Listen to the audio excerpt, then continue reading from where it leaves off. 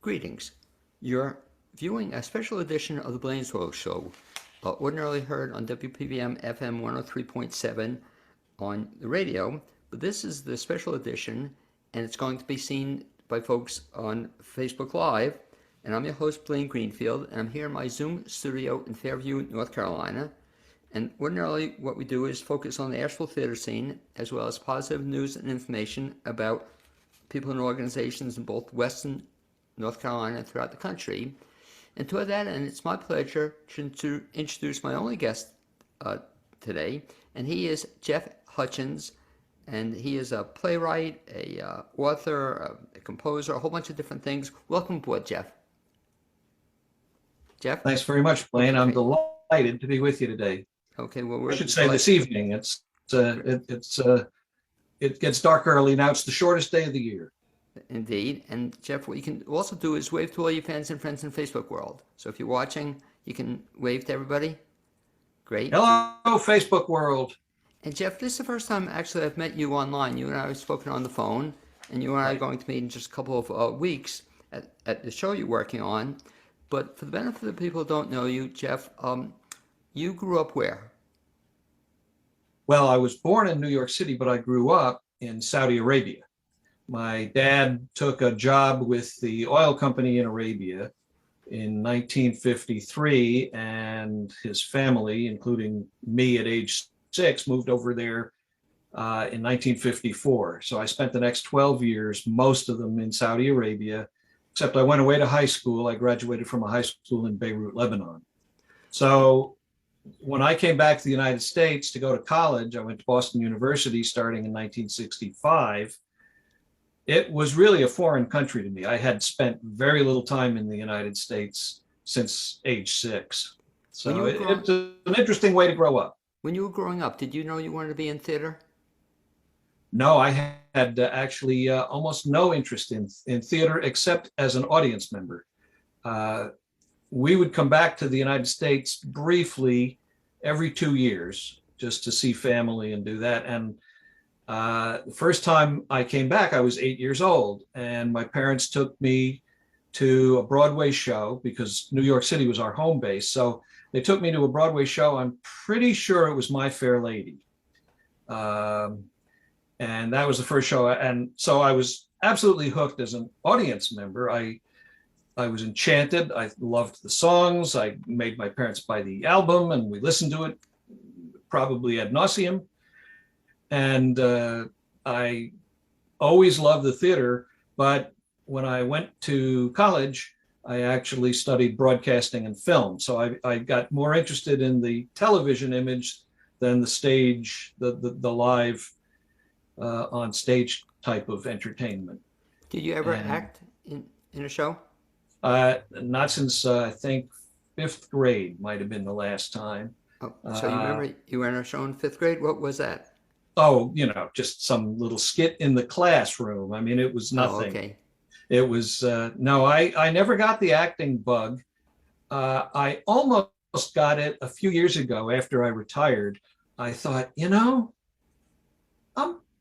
pretty good at acquitting myself on camera. Maybe I could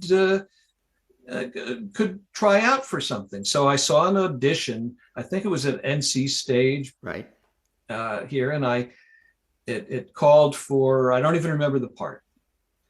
And I went and I auditioned, and I fell flat on my face. I was terrible, totally terrible. I couldn't remember anything. I had tried to memorize the script, and I couldn't. And then I just lost it. So I just excused I said, you know what? I'm wasting your time. I'm very sorry.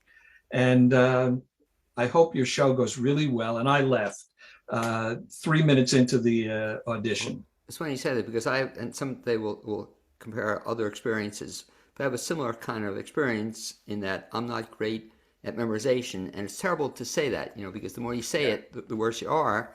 And so I did one audition, Jeff, though. The one audition I remember, typically if I have 1 or 2 lines, that's a lot, but I did a show and I did an audition and I sang the song Tequila, Oh, and yes. That's about my speed, where the music plays, then halfway through it you say the word tequila, you know, and that I didn't screw up too badly. But it's interesting. So you came to the Asheville area. You tell me you've been in the Asheville area almost as long as I have, or just about the same amount of time. So you weren't acting, wasn't your thing. How did you get into instead then coming up with your own play? And that's what we're going to talk about. A play, I think I have it right. Denton the Dragon is the name of the play. Yeah, Denton the Dragon the Musical! Okay. Exclamation point. Well, fascinating story you were telling me. How'd that become? So originally you wrote a book, Denton the Dragon. I think was at the Right. beginning. Yeah. Well, the very beginning was that I made up the story in my 3-year-old daughter's bedroom one night. She was being cared for each day by a woman who had a boy of the same age, a couple of 3-year-olds, my daughter Rachel, and the woman's son named Denton. And one night, Rachel, whom I would tell stories to in her bedroom every night, she said, "I want a different story." And it put me on the spot because I had pretty much used all the material I could remember, Three Little Pigs, and I'm already running out of stories. And so she said, "I want a different story." I said, "Well, how about this? I'll make one up." I said, "Once upon a time, there was a girl named Little Rachel, and she lived," and I'm thinking, what is she like? She lived in Bubble Land, and she went looking because she heard a roar at night, and she wanted to go look for who was roaring, and she found a dragon, and she asked him his name, and his name was Denton. Now, I'm really condensing the story that I made up for her, but the whole story took probably 3 minutes or 4 minutes to tell her. It was a simple story, but she loved it because her name was in it. Right. Her friend's name was in it, and it had bubbles. So what could be better? She had a brand new story, and I would tell it to her every night for about the next 5 months, I think, until she got tired of it. And I finally decided, I need to write it down. And I did write down that original story. And a few years later, quite a few years later, about 20, I was doing a talk at a Unitarian congregation up in Pittsburgh, where we were then living by then. And they wanted me to tell a children's story. And I thought, well, instead of pulling one off the shelf, and how about I make up a story that's appropriate to what I'm talking about? So I did. I made up another story, and then they liked that, and they invited me back, and they said, "How about another story?" And so by the end of about 3 years, I think I had maybe 10 stories of Denton and his friends. And they weren't all Denton, but he often made an appearance because he is my alter ego. And so I suddenly had a whole lot of stories about Denton the Dragon and Bubble Land. And I was, by then I had moved down here to Black Mountain, and we were going to the Swananoa Valley UU congregation. And I was giving a talk. It was actually at Thanksgiving time. And I had made up a story just for Thanksgiving about some characters called the Gratitoads. And the Gratitoads, I'm going to find it here in 1 second. The Gratitoads, those are them, didn't exist like this, but one of the people sitting in the congregation that day was a local artist named Jerry Pope. And he's done quite a bit of various kinds of arts here in the Swananoa Valley, including some terrific books, wordless books, Fetch and Owl Girl, great books. And he tapped me on the shoulder after I'd given the talk, and he said, "While you were talking about the Gratitoads, I sketched them. I sketched what I was seeing." And I said, well, and he showed me basically the picture you just saw. And I said, that is terrific. That's so cool. And he said, you've been telling all these stories. Right. How about we do a book together? He said, I'll illustrate it and you write the stories. So that we started on that probably in late 2012. By 2013, we had the artwork ready and the stories ready. And this book was born. And I optimistically named it Book One. It's got 19 stories in it. But I thought, well, you never know what's going to happen in the future. And it's Denton the Dragon in Tales of Bubble Land. And this book one that's the series. And then this book one is The Last Dragon and Other Tales. So they are all Tales of Bubble Land. The book is hardcover and the pages inside are plasticized. Love it. Yeah. So that it's really something that a little kid would have to work at to destroy. Now, was that the first book you ever wrote?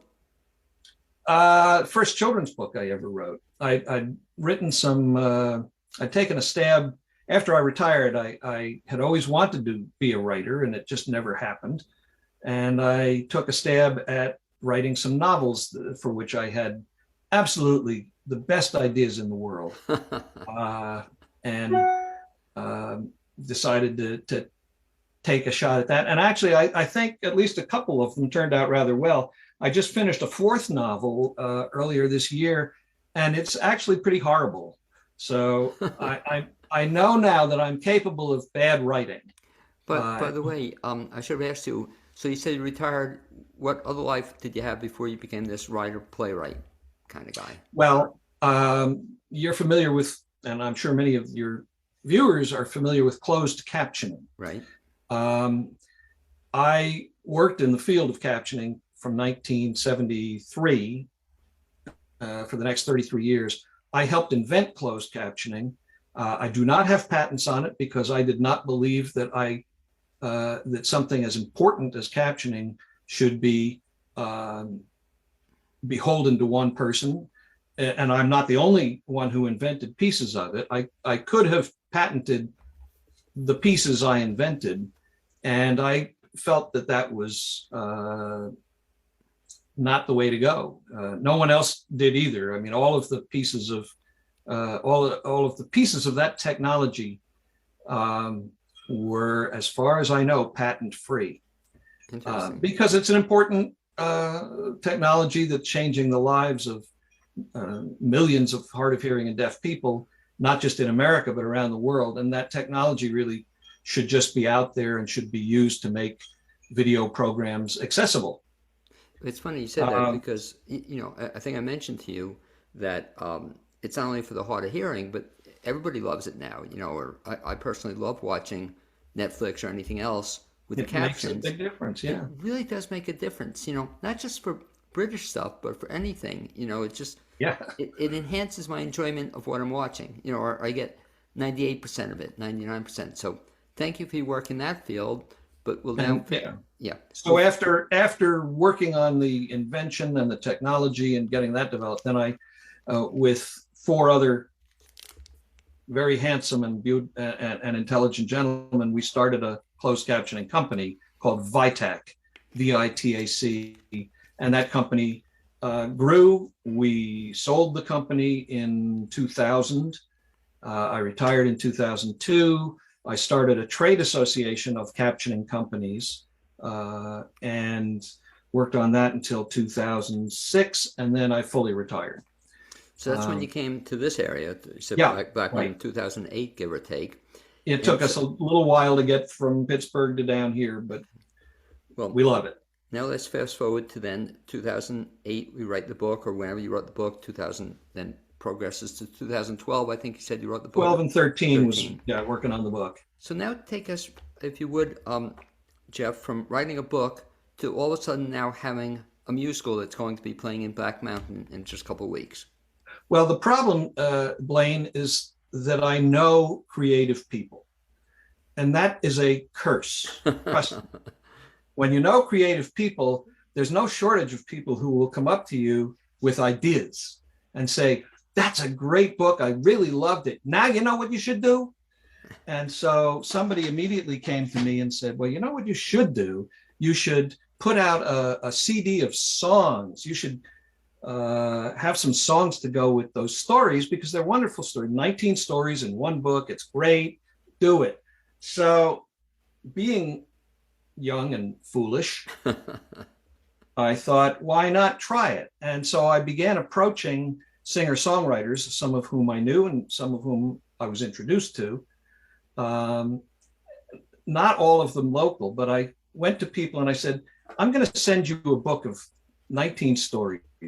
Pick a story, a character, or a theme, and write me a song in your style of music, which is, I went, with one exception, I went to people who wrote songs for grown-ups, people like David Lamott, who has written songs for children. He has an album of kids' songs he wrote, but mostly he's writing folk songs, and his style is very individualistic. And he said, yes, absolutely, I'll write a song. I said, but do it in your style. When I was growing up, I loved to listen to my parents' music. I didn't want to listen to simple stuff. I did listen to some very simplistic things, which you're never going to hear about, but I liked to listen to what my parents were listening to on the radio, Patsy Cline, and I'm going to draw blanks on all of the others, Perry Como. And I heard music that was grown-up music, and I enjoyed it. And I thought, all kids basically do. They like their parents' music. So I told these artists that I approached, don't dumb this down. Write a song like you were writing for your audience, but just base it on this children's book.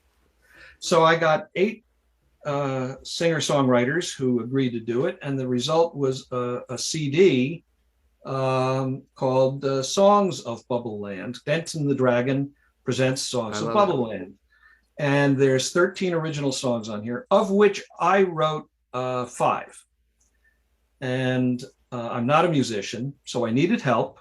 I would write the songs, the melody and the lyrics. And then I went to a wonderful local guy named George Scott, who owns Juice Box Studios in Swannanoa. He's a tremendous pianist and arranger.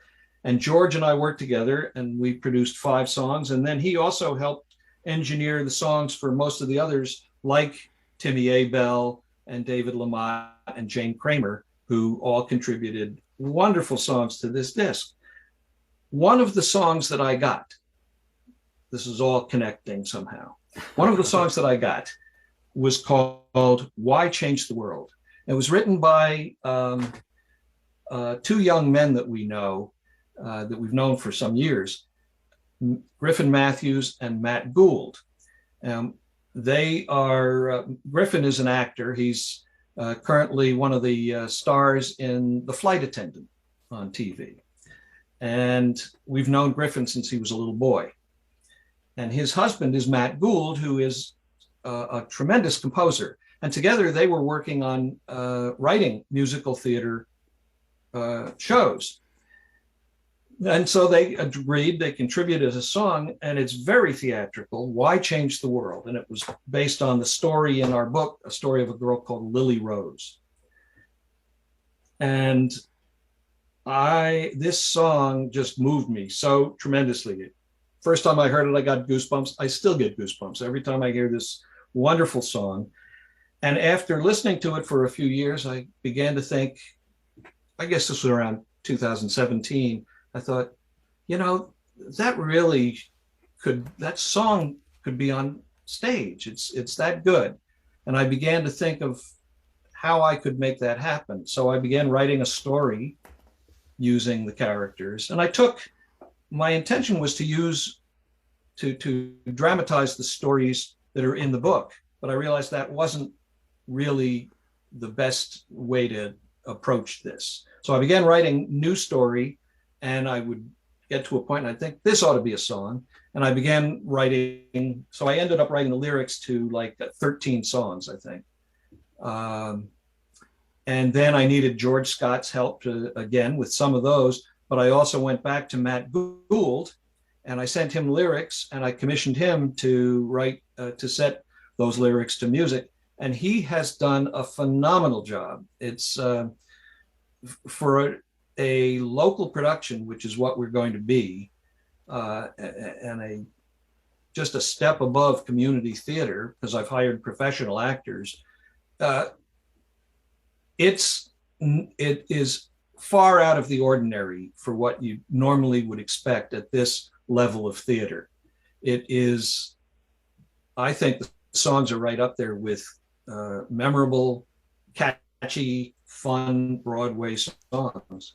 So talk about then. And I say that with some humility because for those songs, I didn't do anything but write the lyrics. So we have the songs. George, let me see if I get it, Jeff. So we have the songs and we have the story. How did then the songs and the story become then the play that you're going to be putting on in Black Mountain? I began to think about that, like, what am I doing with this? I'm writing this thing. What am I going to do? And so in the summer of 2018, I went to a show at SART, Southern Appalachian Repertory Theater up in Mars Hill. And it was a musical, like, I think it was Bright Star.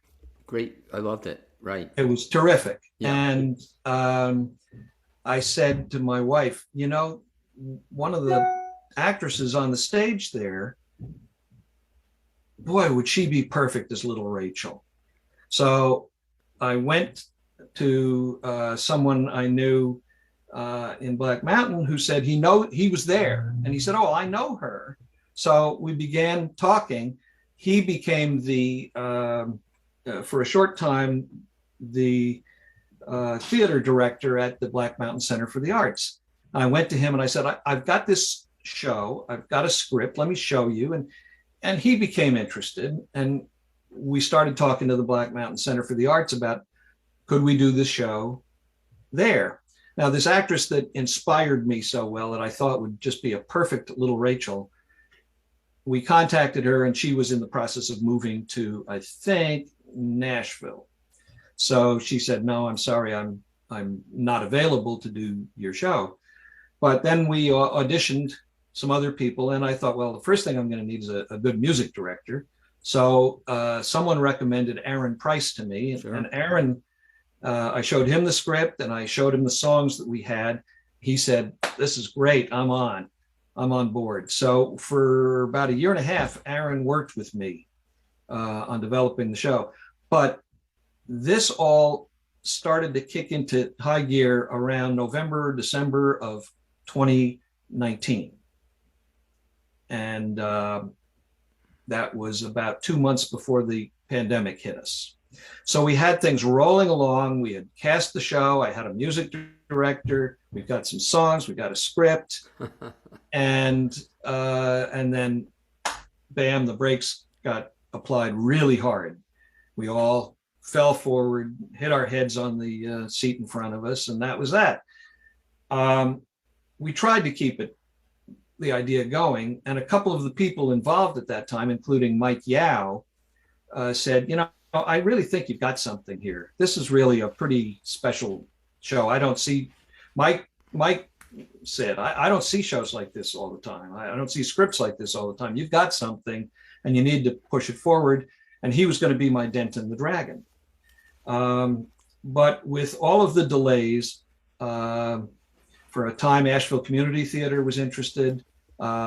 Jeannie Linders down in Hendersonville was interested. But with the pandemic pushing us right through 2020, things did not go well. And actually, I think it was probably 2019 when I saw Bright Star. I think I pushed my memories trying to throw that stuff even farther back and get rid of this pandemic. We kept getting pushed back. And finally, I went back to the original plan, which was I went to the Center for the Arts, to Lori Kazi, the the director there, I guess doesn't have the word executive. Lori said, yeah, I have 2 weekends that are open in January. Would you like them? I said, yes, I would like them. And so I went back to my cast and I said, guess what, everybody? We've got dates in January 2022. Let's do this thing. And like 4 out of the 5 said, I'm sorry, I'm not available. Oh my goodness, yeah. And so I had to kind of start all over again, with one exception. And the one actor who's been with me since the beginning of 2020 is Madison Garris, who's making a name for herself since Very then talented, yeah. in this community. She's young and she's very talented. And I've seen her name now, I guess, in 4 or 5 shows just in the last few months. She's been very busy. She's in commercials and she's doing voiceover acting. She's a tremendous talent, and she has thankfully stuck with me from the very beginning, and she is going to play Tangora Dupree in this production. Well, if I can just jump in here, Jeff, to add one other person, I believe, or one other character has been with you since the beginning. I don't know if he's been with you since the beginning, but there's also an actual, aside from the on-stage performer who'll be Denton, there's another person we should meet, and I think you have him with you. You actually have Denton with you? You're talking about me? And this is Denton the Dragon? Denton, is this you? Oh, yeah. Yeah. I mean, I'm the real deal. When were you born, Denton?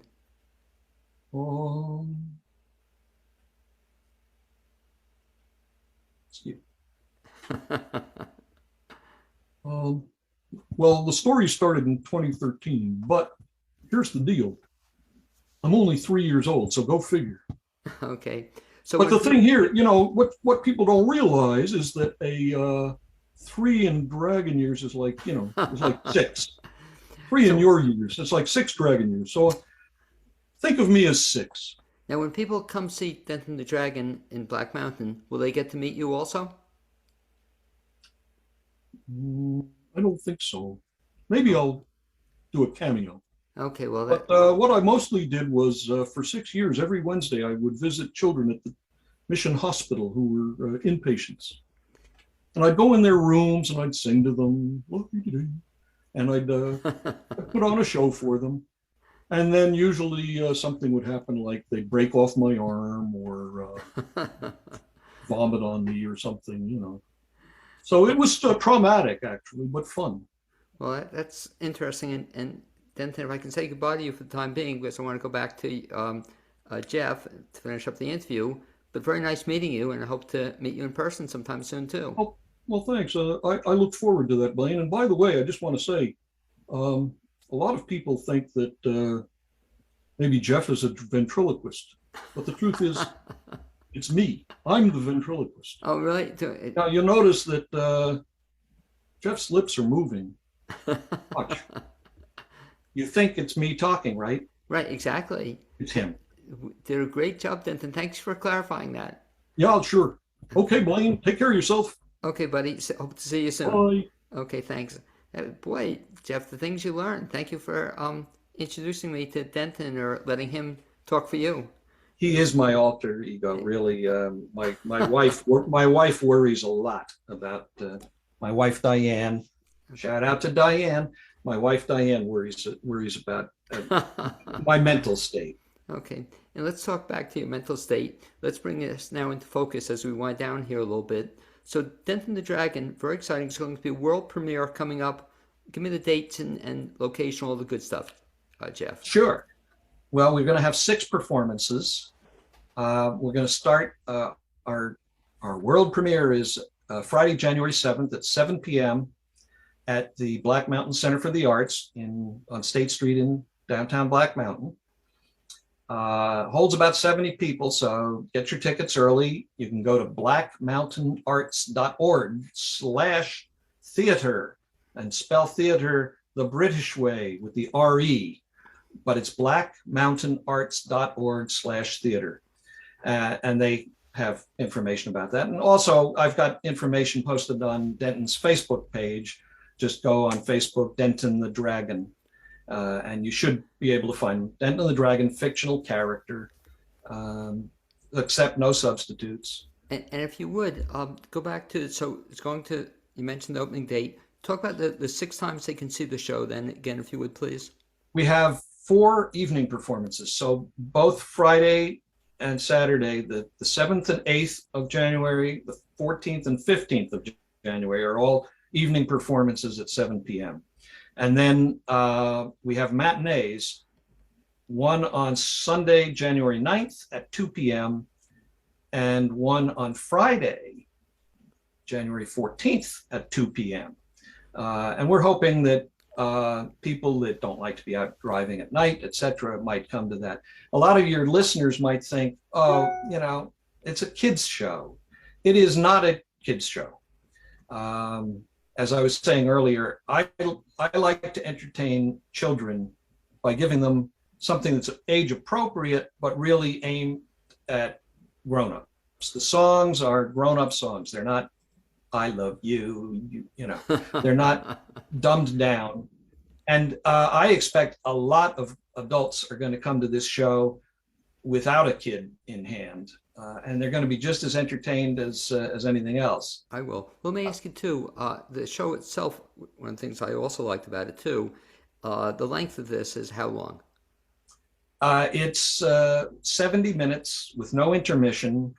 So if we start a show at say 7 p.m., I expect it'll be letting out about 8:20.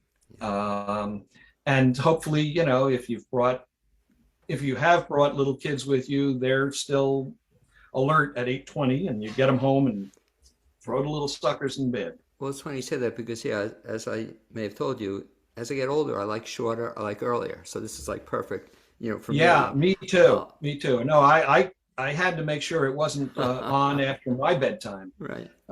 You bet. And by the way, you asked me earlier before we were rolling here about the cast, and I do want to tell you that I'm very excited about the cast that we managed to assemble. So starring as Denton the Dragon is the great Dylan Giles, who's been in a number of productions locally. And then my little Rachel is played by Gracie Fulgham, who's new to this area. She grew up in Waynesville, but she's kind of traveled around, and she's just gotten married and settled back in this area. She's playing little Rachel. Tangora Dupree, I mentioned, is Madison Garris. Then we have 2 actresses who are going to play multiple roles each. Brenna Williams is going to play 2 characters. First one is named Vivi Voom, Vivi as like short for Vivian, Vivi Voom, and then she will play a very colorful little girl named Rainbow, which is a mashup of rhyming and rainbow. Rainbow. And then finally, only 5 members in the cast, Tabitha Judy, who's done a lot of theater in this area. Not many people will recognize that name. Tabitha is also part of the show, and she plays 3 characters. She plays Nellie Becca, who is little Rachel's best friend. She plays Lily Rose, the girl of that story, Why Change the World? And she plays Loretta the Gratitoad. And I think we have some show-stopping numbers in there with these wonderful characters. So I have adults between the ages of 23 and 45 playing 7-year-old children and a dragon. So there's nothing about this that won't seem realistic. Who should come to the show? Everybody should come to this show. Everybody.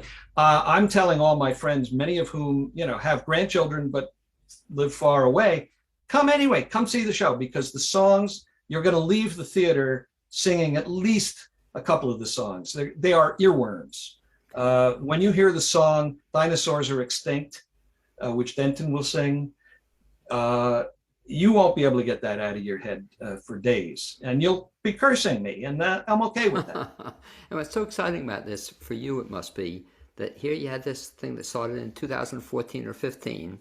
Yeah. To finally get it on the going. It's taken a while. Yeah, Yes. it's going to be very exciting. I look forward to it. I'll have you repeat just once again the dates and the way to get tickets, if you would, Jeff. So you get the tickets at blackmountainarts.org/theater.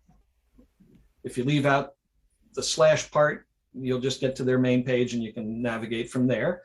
The shows are January 7th, 8th at 7 p.m., January 9th at 2 p.m., January 14th at 2 p.m., and then the 14th and 15th at 7 p.m.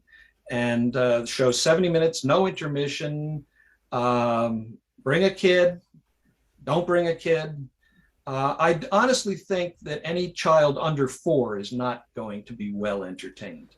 They'll be a little bored. I'll just add my 2 cents, not having seen the show yet, but I know 3 of the cast members, and they're just fantastic, Tabitha, Madison, and Dylan, and you really put together a phenomenal cast, and so I wish you a lot of luck with it. I look forward to seeing the show myself, and we'll see you soon, Jeff. All right, Blaine, thank you so much for including me this evening. It's great to get to know you. Okay, great. Be well. Good luck.